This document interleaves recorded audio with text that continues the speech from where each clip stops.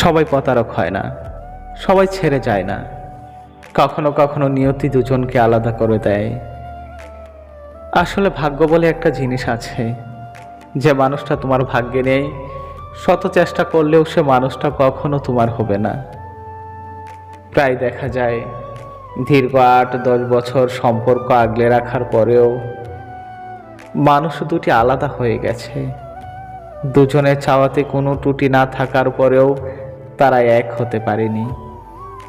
দুজন দুজনকে সমানভাবে বোঝা, ভালোবাসা, কেয়ার করা, শ্রদ্ধা ও মূল্যায়ন করা সত্ত্বেও শেষ পর্যন্ত বিয়েটা আর হয়নি। কখনো কখনো এমনও হয় যে বিয়ের আসরে বসেও বিয়েটা ভেঙে গেছে।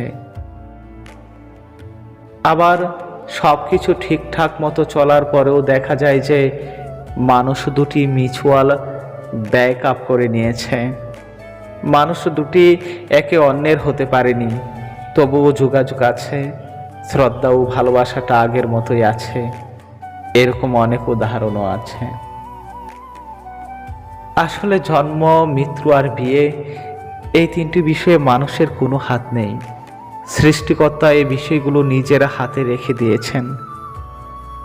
তোমার জন্য যা বরাদ্দ না, তুমি শত চেষ্টা করলেও তা নিজের করতে পারবে না। পরিবার, চাকরি, ধর্ম, যোগ্যতা এগুলো উছিলা মাত্র।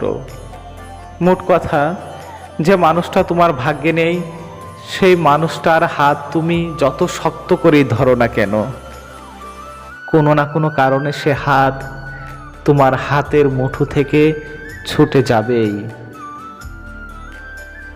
সুতরাং মানুষটাকে নিজের করে পাওনি বলে, ভালোবেসে ব্যর্থ হয়েছ বলে, মানুষটা তোমাকে ছেড়ে গেছে বলে কষ্ট হতেই পারে, আর হবে, এটাই স্বাভাবিক।